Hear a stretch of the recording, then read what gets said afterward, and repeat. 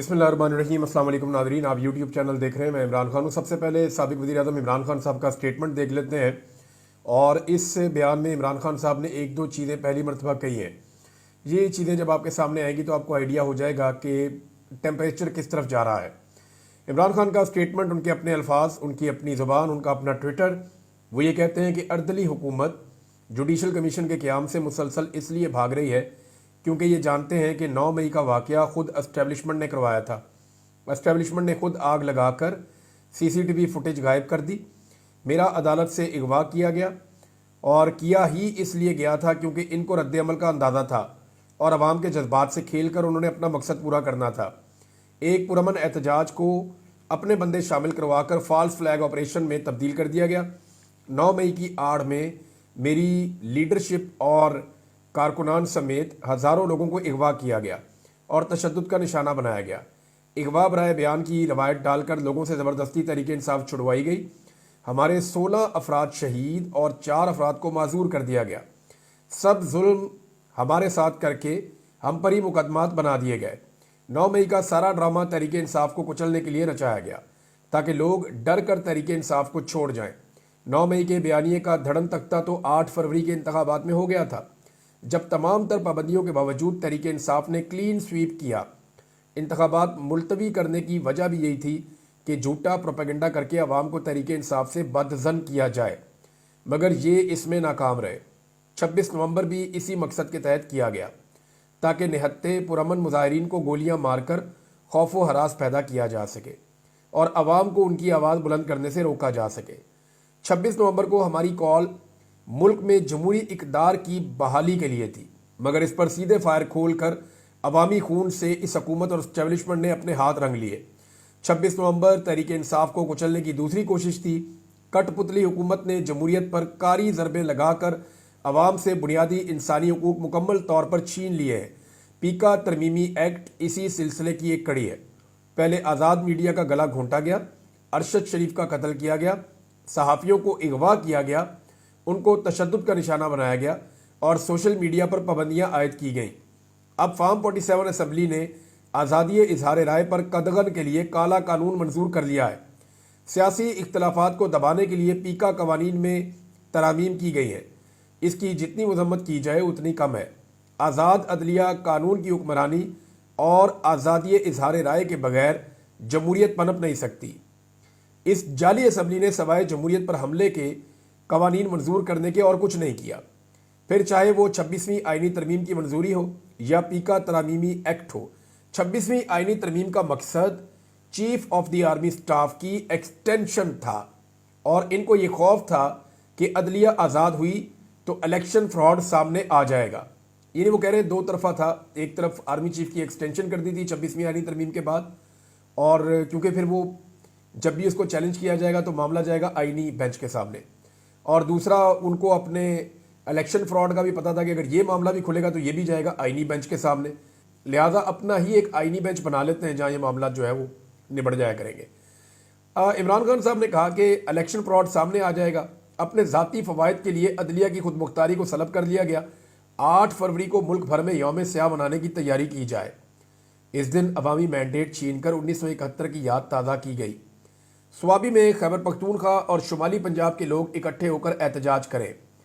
दीगर इलाकों के अफराद अपने अपने शहरों में एहतजाजी मुजाहरे करें। पूरी दुनिया में ओवरसीज़ पाकिस्तानी भी इस दिन अपनी आवाज़ बुलंद करें। और ओवरसीज़ पाकिस्तानियों से एक बार फिर मुतालबा करता हूँ कि तरसीलात ज़र का बाइकआउट जारी रखें। इस हुकूमत ने सवाए जमहूरी इक़दार की पामाली के कुछ नहीं किया। इनको तरसीलात ज़र भेजना इनके हाथ मजबूत करने के मुतरादिफ है, जो आपकी ही गर्दन दबोच रहे हैं। हम जमहूरियत की बहाली के लिए पाकिस्तान में मौजूद तमाम सियासी जमातों से रब्ता करेंगे। अपनी जमात को हदायत करता हूँ कि दीगर जमातों से इस मकसद के तहत रवाबित को तेज़ करें ताकि जल्द अज जल्द अवाम को जमहूरियत की आड़ में नाफिज इस डिक्टेटरशिप से निजात मिल सके। अली अमीन गड्डापुर पर बतौर वज़ीर आला गवर्नेंस का बहुत दबाव है, लिहाजा हमने फैसला किया है कि जुनेद अकबर खान जो हमारे दरीना साथी और कारकुन हैं, उनको तहरीक इंसाफ खैबर पख्तूनख्वा का सदर मुंतखब कर दिया जाए और तंजीमी उमूर उनके हवाले कर दिए जाएँ। ये जनाब इमरान खान साहब का स्टेटमेंट है। इमरान खान साहब के जो नए फैसले हैं ना, जो उन्होंने अब किए हैं, स्पेशली जुनेद अकबर खान को लगाना, اس سے ایک بات تو بڑی صاف نظر آ رہی ہے، وہ یہ نظر آ رہا ہے کہ پاکستان تحریک انصاف احتجاجی سیاست اور لانگ مارچ والی حکمت عملی کی طرف بڑی تیزی سے بڑھ رہی ہے. یعنی اب فیصلے جو ہیں وہ اب مذاکرات کے اندر نہیں ہونے. عمران خان صاحب نے دوبارہ یہ فیصلہ کر لیا ہے، یا پاکستان تحریک انصاف کے اندر یہ سوچ پیدا ہو گئی ہے کہ فیصلے اب میدان میں ہی ہوں گے یا سڑک کے اوپر ہی ہوں گے. لہذا انہوں نے صوبائی حکومت کو الگ کر دیا جو پارٹی ہے اس کی سیاست کو. یعنی سیاست اور احتجاج اور یہ ساری چیزیں تو پاکستان تحریک انصاف نے کرنی ہے. اب صوبائی حکومت جو ہے اس کو ملنا پڑتا ہے کبھی محسن نقوی سے، کبھی وزیر اعظم سے، تو وہ بڑا عجیب سا امپیکٹ آتا ہے. لہذا یہاں پہ جو پارٹی چلائیں گے وہ جنید اکبر صاحب چلائیں گے، اور جنید اکبر صاحب کو زیادہ نقصان نہ پہنچایا جا سکے. اب وہ پبلک اکاؤنٹ کمیٹی کے چیئرمین بھی ہیں، ان کے پاس ایک آئینی عہدہ بھی ہے، لہذا وہ بڑی دلیری کے ساتھ اپنا کام کر سکیں گے. ان کے لیے کچھ چیلنجز ہیں. نمبر ایک تو جنید اکبر صاحب کو فوری طور پہ وہ ڈیٹا دینا چاہیے جو ان کے افراد لاپتہ ہیں 26 نومبر سے. دیکھیں بہت سارے لوگ یہ کہتے ہیں کہ جتنے لوگوں کو گولیاں لگی ہیں، جو لوگ ابھی تک دفنائے گئے، یہ وہ سارے لوگ ہیں جن کو دن کے ٹائم سنائپر سے مارا گیا تھا. رات کے وقت جب اندھا دھند فائرنگ ہوئی تو اس کے بعد تو کوئی وہاں موجود ہی نہیں تھا. اور جو لاپتہ افراد ہیں تحریک انصاف کے بقول اب بھی 30 سے 40 لوگ وہ کہتے ہیں ہمارے لاپتہ ہیں. عمران خان صاحب نے ایک کمیٹی بھی بنائی، لیکن ابھی تک تحریک انصاف باقاعدہ تصویریں، نام، آئی ڈی کارڈ نمبر، ان کی فیملیز کے انٹرویو اور ان کے علاقے کے حوالے سے تفصیلات فراہم کرنے میں ناکام رہی ہے. کیونکہ یہ معاملہ جو ہے وہ صوبائی حکومت کے پاس تھا. عمران خان صاحب نے ایک کمیٹی بنائی، وہ بھی انہی کے مرہون منت تھی. اب پارٹی کے اندر جنید اکبر صاحب کو ایک بڑا اہم عہدہ ملا ہے، خیبر پختونخوا کے وہ صدر بنے ہیں پارٹی کے. لہذا جو لوگ لاپتہ ہو گئے ہیں ان کا ڈیٹا خیبر پختونخوا سے اب پرووائڈ کرنا جنید اکبر صاحب کی ذمہ داری، ان کو یہ کرنا چاہیے اپنی کمیٹی کے ساتھ مل کر. عمران خان صاحب نے جو کمیٹی بنائی تھی اس پہ ابھی تک کوئی جواب نہیں آیا اور ابھی تک کوئی کام نہیں ہوا. لہذا یہ کام اب جنید اکبر صاحب کو کرنا پڑے گا. سمیع ابراہیم صاحب اور محیط پیرزادہ صاحب دونوں نے ایک ہی جیسی بات کی ہے، دونوں کا ایک ہی جیسا دعویٰ ہے. ان دونوں کا یہ کہنا ہے کہ بشرا بی بی کی جو گرفتاری ہوئی ہے اس کے پیچھے علی امین گنڈا پور صاحب کا ہاتھ ہے، اور عمران خان صاحب کو اس بات کا احساس بھی ہو گیا ہے، اور عمران خان صاحب اس وجہ سے شاید خائف بھی ہیں. یہ بات دونوں سینئر جرنلسٹ ہیں دونوں نے کی ہے. اب جو ایک اور گرفتاری ہے وہ اعظم سواتی صاحب کی، اس کے بارے میں بھی یہی کہا جاتا ہے. اور جو انتظار پنجوتا صاحب ہیں ان کی گرفتاری کے بارے میں بھی یہی کہا جاتا ہے کہ ان کے اوپر بھی جو بجلی گری ہے وہ اپنوں نے گرائی ہے، اور ان کے ساتھ بھی جو ظلم و ستم ہوا اس کے پیچھے اپنے ہی موجود تھے. ابھی پارٹی میں بڑی گمبھیر خاموشی ہے ان چیزوں کو لے کر، لیکن آنے والے دنوں میں چیزیں آگے بڑھیں گی. جنید اکبر کو آپ نے انڈر ایسٹیمیٹ نہیں کرنا ناظرین، وہ کرنا بھی نہیں چاہیے، کسی بھی آدمی کو نہیں کرنا چاہیے. اتنا بڑا عہدہ مل جائے گا ایک پارٹی کے اندر، اتنی بڑی عوام کی تعداد ہے، اور خیبر پختونخوا میں تو یہ پارٹی کا طوطی بولتا ہے، تو وہاں کا جو صدر بنے گا وہ لازمی بات ہے وہ ایک طاقتور لیڈر کے طور پہ ابھرے گا. جنید اکبر کے بارے میں عمران خان صاحب نے ایک دن کہا تھا، پرانا میں ایک کلپ دیکھ رہا تھا، کہ جنید اکبر کی ایک کمزوری ہے کہ یہ شریف آدمی ہے. تو میرا جو پوری زندگی کا تجربہ ہے نا، میں نے ایک چیز سیکھی ہے اپنی زندگی میں کہ شریف آدمی سے پنگا نہیں لینا چاہیے، کیونکہ اس کی شرافت اس کا ہتھیار ہوتی ہے.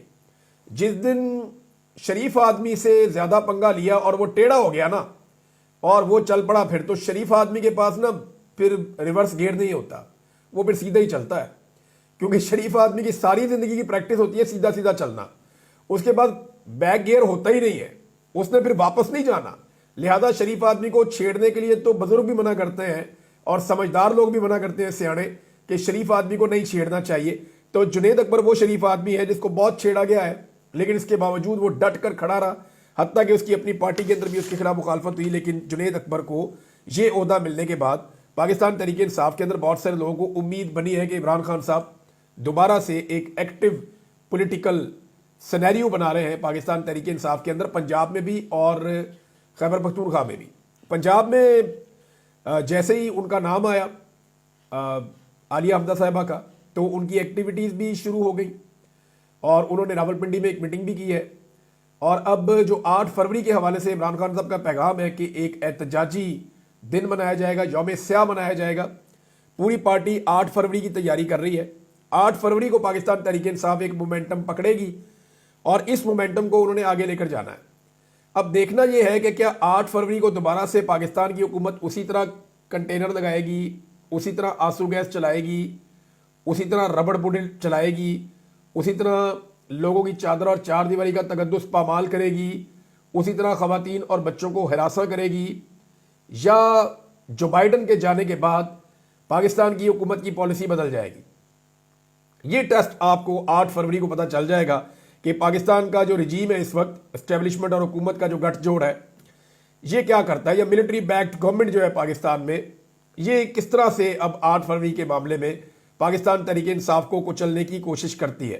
بہرحال جس طرح انہوں نے صاحبزادہ حامد رضا صاحب کے مدرسے کے اوپر اٹیک کیا ہے، وہ اٹیک اصل میں جو مذاکرات ہو رہے تھے ان کے اوپر ایک ڈرون حملہ ثابت ہوا ہے۔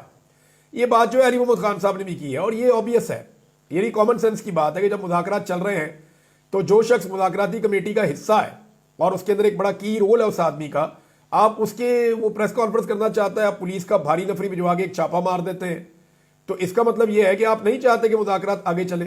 اور وہ چھاپا پڑا ہے فیصل آباد میں جہاں مریم نواز کی حکومت ہے، تو مریم نواز اور نواز شریف تو گھر بیٹھ کے پلان کرتے ہیں نا کہ آج کیا کرنا ہے، لہٰذا میاں نواز شریف صاحب کو یہ مذاکرات سوٹ تو کرتے نہیں ہیں، کیونکہ اس چھاپے سے پہلے شہباز شریف، نواز شریف اور مریم نواز کی ایک میٹنگ بھی ہوئی تھی جو رپورٹ بھی ہوئی تھی چھٹی والے دن، اور اس کے بعد پھر یہ چھاپا پڑ گیا اور اس چھاپے کے بعد جو ہے مذاکرات فارغ ہو گئے۔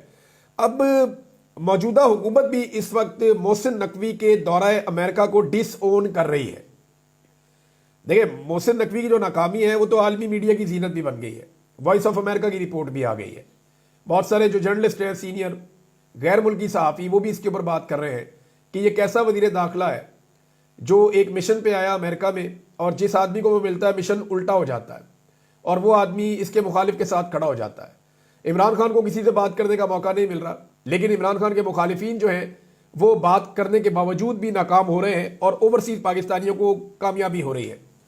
ابھی ایک پروگرام اور ہوا پاکستان تحریک انصاف کا اور امریکہ میں، جس میں محیط پیر زادہ کو میں نے سنا، وجاہت صاحب کو سنا، میں نے ڈاکٹر شہباز گل کو سنا، اور اس میں کچھ غیر ملکی اور کچھ تنظیمیں تھیں انسانی حقوق کی اور کچھ اوورسیز پاکستانی تھے، تو وہ بڑی تیزی سے امریکہ میں اپنے پروگرام کر رہے ہیں۔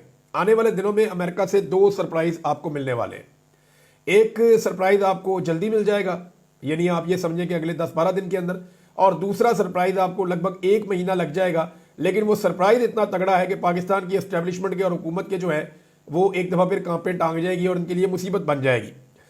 ٹرمپ نے کچھ اقدامات کیے ہیں، ایک تو اچھا میں آپ کو بتا رہا تھا کہ حکومت نے ڈس اون کر دیا ہے، یعنی عرفان صدیقی صاحب کہتے ہیں جی اپنی مرضی سے گئے ہیں، محسن نقوی صاحب 80 گرہ بھیجا ہے، یعنی محسن نقوی صاحب کا وہ کہتے ہیں جی ٹکٹ بھی اپنی مرضی سے لیا ہے، خود ہی گئے ہیں، خود ہی جا کے وہ پروگرامز کے اندر شرکت کر رہے ہیں۔ حکومت ان کو ڈس اون کر رہی ہے کیونکہ اتنی بڑی توہین اور بے عزتی جو ہوئی ہے امریکہ میں، حکومت اس کو اون کر نہیں سکتی۔ دوسرا یہ جو ایک بلنڈر کیا ہے انہوں نے بہت بڑا، کہ ایک ایسی تنظیم کے پروگرام میں چلے گئے جو بہت زیادہ چائنا کے خلاف ہے، تو چائنا کا اس پہ رد عمل ہے، اب رد عمل آنا بھی چاہیے ان کا، پیسے آپ چائنا سے لیتے ہیں، جا کے آپ چائنا کے خلاف ہی پروپیگنڈے کے اندر شامل ہو جاتے ہیں۔ اب پاکستان کا دفتر خارجہ کہہ رہا ہے جی غلطی سے چلے گئے، لیکن بات یہ ہے کہ محسن نقوی کو جو لوگ لے کر گئے تھے ان کے خلاف ایک انکوائری ہونی چاہیے، ان لوگوں کو نوکریوں سے نکالنا چاہیے، ان لوگوں کو ادھر سے پاکستان واپس بلا کر ان کی سرزنش ہونی چاہیے، ان کو OST کرنا چاہیے، انہیں پوچھا جانا چاہیے کہ آپ نے ایک ملک کے ساتھ پاکستان کے تعلقات پر بات کر کے رکھ دیے جن کے ہم نے $100 ارب کے قریب ہم نے ان کی انویسٹمنٹ کروائی ہوئی ہے پاکستان میں، ہم نے ان سے ادھار لے کے اپنا اکاؤنٹ بڑھا ہوا ہے، اور آپ نے اسی ملک کے خلاف پروپیگنڈا کروا دیا۔ اب محسن نقوی کو تو چلے نہیں پتا تھا، اس کے پاس اتنا نالج نہیں تھا یا اس کو اتنی سمجھ نہیں تھی، نالائکی آپ سمجھ لیں کہ وہ چلا گیا، لیکن معاملہ یہ ہے کہ جو لوگ محسن نقوی کو لے کر گئے ان کا دماغ کام نہیں کر رہا تھا، انہیں نہیں پتا تھا کہ ہم اس سے کیا کروا رہے ہیں، تو ڈیمیج تو جو ہونا تھا وہ ہو گیا ہے۔ دوسری جانب امریکہ کی نئی پالیسی نے نا پوری دنیا کے اندر ایک کھلبلی مچا دی، اور پاکستان کے لیے بھی اس میں بڑا سیریس ایشو ہے۔ امریکہ نے دنیا بھر کے لیے فوجی اور سول امداد کو بند کر دیا ہے، اور اگلے 90 دن تک وہ کہہ رہے ہیں جی کوئی فوجی اور سول امداد ہم نہیں دے رہے۔ اب پائپ لائن میں جو پیسہ پڑا ہوا ہے جو بہت ضروری جگہ ہے وہاں پہ وہ چلا جائے گا ہیومنٹیرین گراؤنڈز کے اوپر، بہرحال وہ فوجی اور سول امداد انہوں نے بند کر دی ہے اگلے 90 دن کے لیے۔ ٹرمپ نے دنیا بھر کی جنگوں میں استعمال ہونے والے جو امریکی اخراجات ہیں ان کے اوپر بند باندھنے کا فیصلہ کیا ہے۔ ٹرمپ اب یہ کہتا ہے جناب جن نے جنگ لڑنی ہے اپنی جنگ آپ لڑو، یعنی انہوں نے یوکرین کو بھی کہہ دیا کہ اگر آپ نے لڑائی لڑنی ہے تو اپنے خرچے پہ لڑے، انہوں نے یورپ کو بھی پیغام دیا ہے، ان کے لیے بھی ایک بڑا دھچکا ہے کہ جناب اپنی لڑائی خود لڑو، کیونکہ نیٹو کے اندر سب سے بڑی انویسٹمنٹ امریکہ کی ہوتی ہے اور امریکہ ہی سب کی پروٹیکشن کی ذمہ داری لیتا ہے، لیکن ڈونلڈ ٹرمپ نے ماڈل تبدیل کیا کہ جناب سارے پیسے خرچ کریں، خالی امریکہ کا پیسہ نہیں لگنا چاہیے۔ اب 90 دن تک کے لیے یہ اسیسمنٹ کرے گا امریکہ کی جو نئی گورنمنٹ ہے، 90 دن تک انہوں نے امداد بند کر دی ہے فوجی اور سول۔ اب 90 دن تک یہ اسیسمنٹ کریں گے کہ کس کے ساتھ ضروری ہے اور کس کے ساتھ غیر ضروری ہے، یعنی کہاں پہ امداد دینی ہے وہ ضروری ہوگی اور کہاں پہ نہیں دینی جو غیر ضروری ہے۔ اور ماضی میں کہاں کہاں پہ غیر ضروری امداد دی گئی ہے ان کا آڈٹ کریں، ان سے چیک کریں جناب ہم نے آپ کو امداد دی، آپ نے کیا کیا ہے۔ اچھا اس میں یوکرین بھی شامل ہے، اس میں اور بھی کچھ ملک شامل ہیں، اور اس میں پاکستان بھی بدقسمتی سے شامل ہے کہ پاکستان کو بھی امریکہ نے بہت امداد دی ہے۔ یہ سوالات پاکستان سے بھی اٹھ سکتے ہیں۔ اب پاکستانی جو اس وقت رجیم ہے، حکومت ہے، اس کو فوری طور پر یورپ اور امریکہ میں اپنا امیج بہت جلدی بہتر کرنا پڑے گا تاکہ ان کی امداد بحال ہو سکے، کیونکہ اگر امداد بحال نہ ہوئی تو پاکستان کا بڑا نقصان ہوگا۔ پاکستان اس وقت امریکی امداد کا محتاج ہے اور پاکستان کو یہ امداد چاہیے، اگر نہیں ملتی تو پاکستان کو ڈیمیج ہوگا۔ اب ڈیپینڈ کرتا ہے کہ پاکستانی حکومت اس معاملے کو کیسے ڈیل کرتی ہے۔ تحریک انصاف ناظرین آج کے دن میں کچھ وائٹ پیپر جاری کرنے جا رہی ہے، اور ایک ہفتے کے اندر اندر وہ ایک ڈاکومنٹری لے کر آ رہے ہیں کہ رجیم چینج آپریشن کے بعد سے لے کر اب تک کیا ہوا، میڈیا کے ساتھ کیا ہوا، سیاسی کارکنوں کے ساتھ کیا ہوا، پاکستان تحریک انصاف کے ساتھ اوورآل کیا ہوا، کس طرح سے الیکشن کروایا گیا، کس طرح سے 9 مئی ہوا، کس طرح سے 26 نومبر ہوا۔ تو وہ ایک کمپریہنسو قسم کی ڈاکومنٹری بنا رہے ہیں، اور جب یہ ڈاکومنٹری بن جائے گی تو یہ انسانی حقوق کی تنظیموں کو بلا کر ایک اجلاس کرنے والے ہیں اسلام آباد میں، اور ان تمام تنظیموں کے حوالے کیا جائے گا اس ڈاکومنٹری کو، نہ صرف پاکستان میں بلکہ پاکستان کے باہر بھی، جس کے لیے عمران خان صاحب نے ایک 15 رکنی کمیٹی بنائی ہے۔ میری انفارمیشن کے مطابق 1-2 لوگوں نے مجھے بتایا کہ اس میں مزید لوگ بھی شامل کیے جائیں گے، کیونکہ اس میں ابھی یورپین چیپٹر جو ہے پاکستان تحریک انصاف کا وہ مسنگ ہے، اس میں کینیڈا مسنگ ہے، اس میں جو ہے وہ آسٹریلیا، جاپان اور بہت ساری جگہوں پہ جو لوگ ہیں ان کو بھی ایکٹیویٹ کیا جائے گا اور ان کو بھی شامل کیا جائے گا۔ جتنی بڑی کمیٹی ہوگی اتنی ایفیکٹو ہوگی، اتنا تیزی سے کام کرے گی، اور یہ اپنے اپنے ملک میں جتنے وہاں پہ پولیٹیشنز ہیں یا بڑے گروپ ہیں یا انسانی حقوق کی تنظیمیں ہیں، یہ ان سب کے ساتھ شیئر کی جائے گی ڈاکومنٹری۔ تفصیلی کام ہو رہا ہے ڈاکومنٹری کے اوپر، اور آنے والے دنوں میں آپ یہ چیز دیکھ لیں گے۔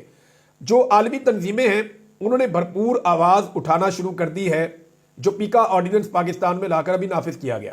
دیکھیں یہ آرڈیننس تو وہی ہے، میں ہمیشہ سے سخت قوانین کا حامی رہا ہوں، لیکن قوانین بنائے نا، آپ 2 نمبری تو نہ کریں، یہ تو قانونی نہیں ہے، یہ تو انہوں نے عجیب و غریب کام کر دیا، پکڑ کے سانس لینے پہ انہوں نے پابندی لگا دی ہے، اور اس کا جو اطلاق ہے وہ بھی ان کی مرضی سے ہوگا، یعنی دل کر رہا اس کو پکڑنا ہے تو کوئی بھی بہانہ لگا کے اس کو اٹھا لیں گے، اور وہ بندہ بیچارہ بیل بھی نہیں کروا سکے گا۔ ان کا پورا سسٹم یرغمال بنانے جا رہے ہیں، کسی عدالت میں بھی آپ کو ریلیف نہیں مل سکتا۔ تو اس لیے صحافتی تنظیمیں جہاں آواز اٹھا رہی ہیں، عالمی تنظیمیں جہاں آواز اٹھا رہی ہیں، وہیں ایمنسٹی انٹرنیشنل کا ایک سٹیٹمنٹ آیا ہے، انسانی حقوق کمیشن کا ایک سٹیٹمنٹ آیا ہے، فریڈم نیٹ ورک کا ایک سٹیٹمنٹ آیا ہے، اور 1 درجن بھر اور تنظیمیں ہیں جنہوں نے اس کے بارے میں بات چیت شروع کر دی ہے۔ پیکا آرڈیننس کی حکومت لے تو آئی ہے، لیکن ان کے گلے کی ہڈی بن گئی ہے، اور آنے والے وقت میں یہ انہی کے خلاف استعمال ہوگا۔ یہ ہو ہی نہیں سکتا کہ کوئی گڑھا کھودے اور وہ اس گڑھے کے اندر خود سے نہ گرے، یہ میں نے ہوتا ہوا نہیں دیکھا کبھی، یہ پھر یہ ایسا ہی ہوگا۔ آئی ایم ایف نے ایک دفعہ پھر پاکستان کو ڈو مور کہہ دیا ہے، اور 3 شعبوں کے انہوں نے کہا جی، پانی کے شعبے میں، توانائی کے شعبے میں، اور یہ جو ریونیو کلیکشن ہے یا محصولات آپ اکٹھے کرتے ہیں، ٹیکس کلیکشن، اس کے اندر مزید اصلاحات لے کر آئیں۔ یعنی اب مزید اصلاحات کے نام کے اوپر مزید مہنگائی آئے گی، اور جب مزید مہنگائی آئے گی تو یہ حکومت اور ٹک ٹاکرز کھڑے ہو کر یہ کہیں گے دیکھیں جی مہنگائی کنٹرول ہو گئی ہے، مہنگائی کم ہو گئی ہے۔ یہ مہنگائی کم نہیں ہوتی، مہنگائی کے بڑھنے کی شرح کم ہو جاتی ہے۔ یعنی پہلے 40% کی شرح سے بڑھ رہی تھی، اب 10% کی شرح سے بڑھ رہی ہے، لیکن بڑھ رہی ہے، کم نہیں ہو رہی۔ موازنہ کرنا ہے تو ایسے کرنا چاہیے کہ عمران خان صاحب کے دور میں فلاں چیز کی قیمت کیا تھی اور آج فلاں چیز کی قیمت کیا ہے۔ ناظرین، جسٹس منصور علی شاہ صاحب نے ایک خط لکھا ہے، اور یہ بڑا امپورٹنٹ ہے۔ میں نے آپ کو 1-2 چیزیں اور بتانی ہیں، وہ بھی بڑی اہم ہے، لیکن پہلے جسٹس منصور علی شاہ صاحب کا جو لیٹر ہے وہ آپ دیکھ لیجئے۔ جسٹس منصور علی شاہ صاحب کا رجسٹرار کے خلاف توہین عدالت کیس میں انٹرا کورٹ اپیل کے بینچ پر اعتراض آ گیا ہے۔ انہوں نے ججز کمیٹی کو خط لکھ دیا ہے۔ جسٹس جمال مندوخیل اور جسٹس محمد علی مظہر آئینی کمیٹی کا حصہ ہیں۔ آئینی کمیٹی نے ہی ہم سے منتقل ہونے والا کیس اپنے پاس لگایا تھا، یعنی جن کے خلاف کیس کیا ہے وہی کیا اپنا کیس سنیں گے۔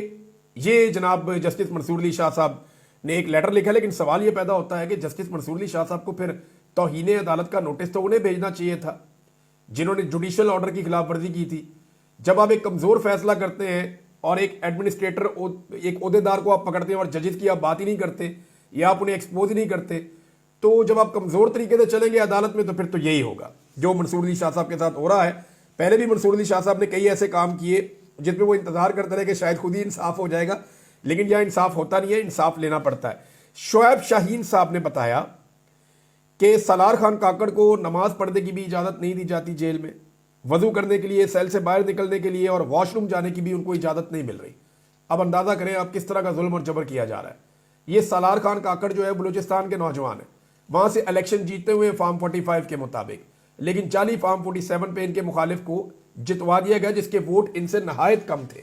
अब सालार खान काकड़ जो है वो बलूचिस्तान से एहतजाज करने आए थे, और ये सियासी कारकुन है, ये हथियार उठाकर नहीं आ रहे, ये सियासी कारकुन है, नारा लगा रहे हैं, प्ले कार्ड उठा रहे हैं, एहतजाज कर रहे हैं, ये रिट ऑफ द गवर्नमेंट को भी मानते हैं। ये वो लोग हैं जो जमहूरियत में बिलीव करते हैं, लड़ाई में बिलीव नहीं करते। तो जो नौजवान जमहूरियत के साथ खड़े हैं, उनके साथ भी रियासत अगर वही सलूक करेगी तो रियासत बलूचिस्तान में पैगाम क्या देना चाहती है। सालार खान काकड़ को बिला वजह जो है वो निशाना बनाया जा रहा है, टारगेट किया जा रहा है, क्योंकि इन्हें आइडिया है कि बलूचिस्तान में मकबूल आदमी है और वहाँ पे ये अगली मरतबा भी इलेक्शन जीतेंगे और ये बलूचिस्तान के अंदर तहरीक को आगे लेकर जाएंगे, लिहाजा इनको निशाने इबरत बनाने की कोशिश की जा रही है। एक और गवाही आ गई नादरीन, आफ्ताब शेरपाव, उन्होंने कहा जी इमरान खान के खिलाफ अदम एतमाद लाना सबसे बड़ी गलती थी, अब उसका मुकाबला कैसे किया जाए किसी को कुछ समझ नहीं आ रही, अनकंट्रोलेबल हो चुका। अब तक के लिए इतनी, अपना ख्याल रखिएगा, अपने चैनल का भी। अल्लाह हाफ़िज़।